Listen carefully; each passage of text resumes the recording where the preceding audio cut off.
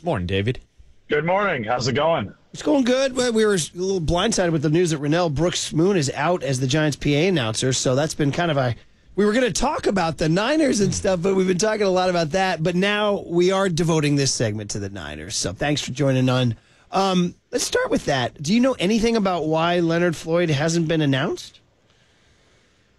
Based on what I understood, he wasn't going to come into the facility, I think, until this weekend, and that's when he was actually going to sign. I don't know for sure, though, but I don't sense any worry from the 49ers on that front. But typically, they like to have everything signed on the dotted line before they make that official announcement. I'm just a little impatient because I love looking at the contract details, and I don't have those yet for Leonard Floyd, so I'm just having to estimate when I'm writing my salary cap pieces and trying to figure out how they're going to make this entire puzzle work. But it's 2 years, $20 million, so $10 million a year. Those are the base numbers. And once they get them officially signed, we'll see exactly what the cap hit for this year is. I just think that on the surface, it looks like it's a really high value deal for the 49ers, considering how much some of these A-list edge rushers went for. You saw one guy went for Brian Burns went for $30 million, and they had to trade for him. The Giants did. So 49ers are looking for a cleanup guy on the other side of Nick Bosa, kind of the Robin to Nick Bosa's Batman. Yeah, and Leonard Floyd is definitely the name that stands out of all the signings so far in free agency. But I want to ask you, big picture-wise, when you look at that defensive line, when you bring in Leonard Floyd, Yetur Gross-Matos, Jordan Elliott, Malik Collins, have the 49ers done enough to replenish that defensive line, David?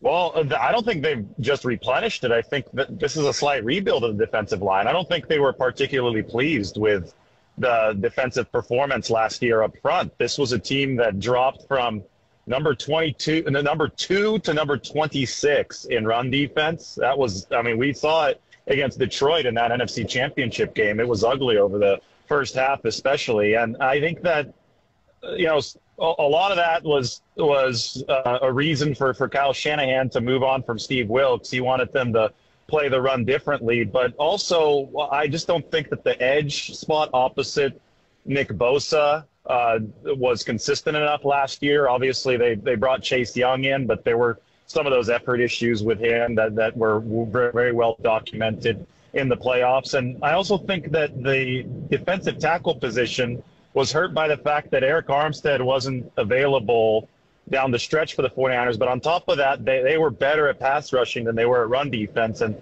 that's really something that had skewed over the course of time for the 49ers. And I think that it led to problems on pass defense, too, because you've got to stop that run to have some fun. That's what they love to say, the 49ers defensive line. They love to pin their ears back, but if you're not stopping the run, then that's not going to happen on a consistent basis. So I think they've dug into this and really tried to raise the floor of the defensive line. Obviously, with Nick Bosa and Javon Hargrave, you have a high ceiling, but I think that they thought the delta between the ceiling and the floor was way too big last year, that there were too many lows for that defensive line. So the moves that you've seen, they might not be the sexiest moves, but I could see what the 49ers are doing strategically. They're trying to raise the floor. Jordan Elliott on the inside, the good run stopper. He was a starter on a good Cleveland Browns defensive line. Leonard Floyd, people don't really talk about Leonard Floyd, but he has 39 and a half sacks over the past 4 years. He has more sacks over the past 4 years than Brian Burns, who I just mentioned. So, and some people will say Leonard Floyd, a lot of his sacks are cleanup sacks. Well, it's exactly what the 49ers need, because you got Bosa and Hargrave winning.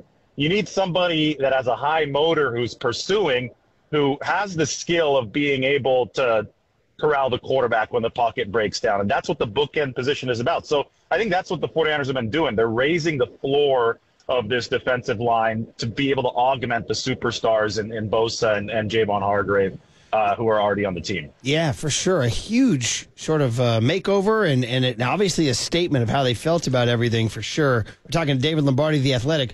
From the D-line out to the edge, corner. Doesn't get nearly as much attention.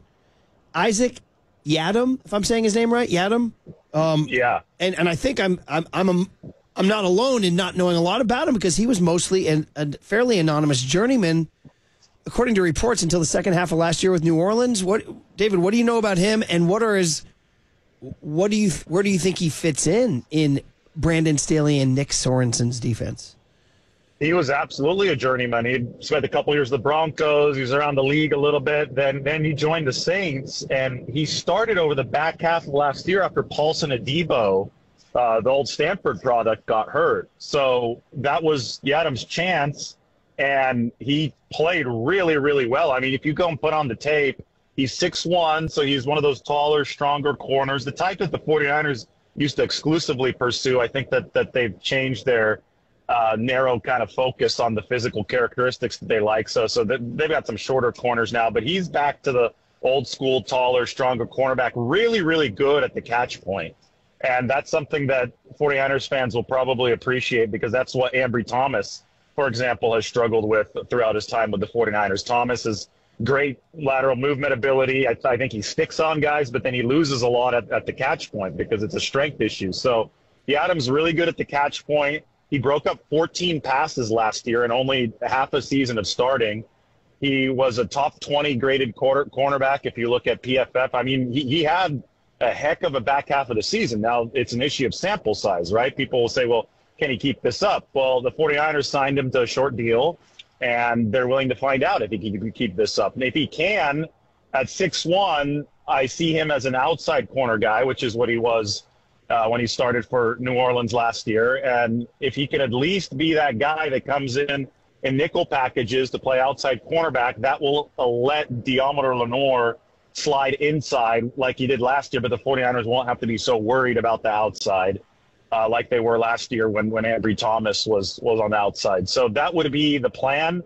I would say, though, that the draft hasn't happened yet, and the 49ers could see if they can net another cornerback in the draft. Also, there's going to be a whole offseason of development possible for Darrell Luter Jr. and Samuel Womack. So I don't think that Yadam is the be-all, end-all for the 49ers at outside corner, but he's certainly another intriguing option for them based on how he finished last season. David Lombardi is the voice you hear on the Uma guest line. And, David, I want to ask you a couple questions about the salary cap, because we saw earlier that the 49ers were able to restructure the contracts of Fred Warner, George Kinlaw, and Javon Hargrave. So where does that currently put the 49ers with their salary cap situation, and what do you think the plan is for that additional salary cap space? Well, it's more complicated than ever this year because they designated Eric Armstead for a post-June 1st release, which actually is going to save them $18 million on this 2024 cap.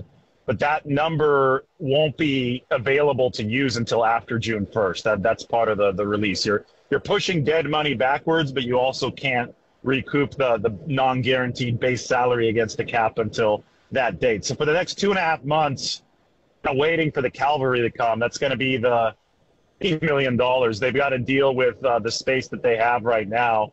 And we don't know the exact numbers on Leonard Floyd's deal yet and a couple of those other contracts, but my estimate in the piece that I wrote that came out this morning in The Athletic would be that they have about $10 million to spend right now. I'm not sure they want to do any more restructuring. $10 million is actually quite a bit of money if you backload deals because you only need it to last you until June 2nd when that next $18 million comes in. And theoretically, they can use the $18 million to sign the draft class, which would cost about $10 million. So I think they've got a nice little setup here. The thing is, even if they don't bring in another bigger name free agent, I think like somebody like Justin Simmons is still available right now, just to toss out a name as an example of somebody who costs more money. But even if they don't spend big anymore, I think they'd be very okay with taking this money, combining it with whatever's left of the when they pay their draft class and carrying it into the season. Say you carry 12 or 13 million into the season, then you're flexible to be able to make an in-season trade like the one they made for Christian McCaffrey 2 seasons ago, because you need to be able to absorb that cap hit. And even if you don't do that, then you could take that money and carry it over into 2025. And that's when you're going to have to potentially pay Brock Purdy, which is something that they obviously need to pre-plan for. So what they're doing right now is they're giving themselves options and trying to stay under that cap limit. And nobody knows what it's going to be in 25 and beyond because it's dependent on NFL revenue. So they have to proceed cautiously, but I think that they're still doing so with as much aggressiveness as they can calculate that they feel comfortable with. And I would say about $10 million left to spend at this very moment for the next 2 months. Last thing I wanted to bring up, David, you brought up Brock Purdy's name. I want to ask you about the backup quarterback position. We saw that the 49ers re-signed Brandon Allen, but I'm just curious if you think they're going to bring in anybody this offseason. And also, I wanted to get your reaction to Jimmy Garoppolo going to the Rams. Well, with the whole Sam Darnold thing, I think that went very well for all parties involved. The 49ers got their quarterback insurance last year. They didn't really need to use it, which is good news because Brock Purdy stayed generally healthy throughout the course of the season. But Sam Darnold rehabbed his reputation with the 49ers. He was able to get a job with the Minnesota Vikings. I think it's a real $10 million that he's earning. He's going to have a shot to earn an even bigger contract if he can play well next year. And I think that was exactly the point of the whole thing. The 49ers took a guy whose reputation had been wrecked over his time with the Jets and the Panthers, but was formerly a top-tier draft pick who had a ton of physical talent, and they were able to use the structure that they had in place with Shanahan, Brian Griese, obviously Brock Purdy in that quarterback room. They were able to use that to turn around Sam Darnold's reputation. So that's why people are talking about Zach Wilson right now. And if the Jets part ways with him, if they release him, I think it's a no-brainer because all the guaranteed money for Zach Wilson, I think, is still guaranteed like $5.5 more million.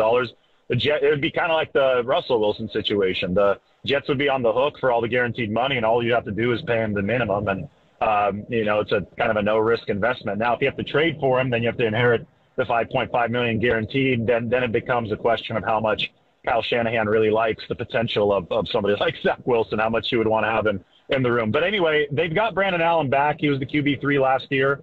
If they decide to go with somebody like Zach Wilson or a higher upside veteran, I don't know who else right now off the top of my head would be out there. We would see who the 49ers go with. That person might be QB2. They can also do it the other way. They could also draft somebody late or go undrafted free agent and have that be the QB3 behind Brandon Allen. I could see them going either way with this, depending on what fits their budget. And, I guess it's related down in L.A. Jimmy Garoppolo, QB2, to Matt Stafford. But the Rams, just like the 49ers, I think, know the importance of shielding yourself at that position. Stafford's dealt with some health issues as of late. So who knows? Maybe we'll see Jimmy Garoppolo against the 49ers at some point next year. Oh, man, crazy. I know we're over time, over budget, but I got to squeeze in just 30 seconds or less. And this is setting up for a future conversation. Is the Brandon Aiyuk situation still up in the air? I think everything's up in the air because you have to leave yourself with as many options as possible. But I think it's strongly trending toward the 49ers paying him. I think that they've set themselves up fairly well for that. But, negotiations are negotiations, and those are going to have to happen. And those typically happen with a little bit more deadline pressure later in the offseason. Right. Can't wait for a future conversation. We sure do appreciate it, David. It's always very informative, and you're generous with your time. We will read you in The Athletic. Everybody read David Lombardi. Thanks, brother. Yeah, thanks, David.